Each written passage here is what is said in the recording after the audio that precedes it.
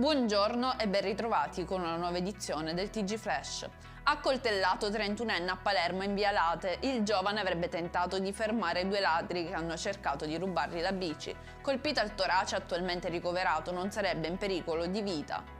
Arrestato 37enne a Palermo per l'accusa di rapina aggravata. L'uomo avrebbe fermato due donne all'uscita di un ristorante e le avrebbe costrette a consegnare denaro e fedi nunziali. Attualmente è ristretto ai domiciliari con braccialetto elettronico. Arrestato corriere della droga a Messina, durante i consueti controlli dei passeggeri è stato beccato in possesso di circa 1,2 kg di cocaina. La sostanza avrebbe potuto fruttare sul mercato 250.000 euro, ma è stata sequestrata dalle fiamme gialle. Morto detenuto nel carcere di Augusta in provincia di Siracusa. Le cause del decesso sono ancora da accertare, sembrerebbe che la vittima abbia accusato un malore. La procura di Siracusa ha avviato un'indagine, nei prossimi giorni verrà eseguita l'autopsia sul corpo della vittima.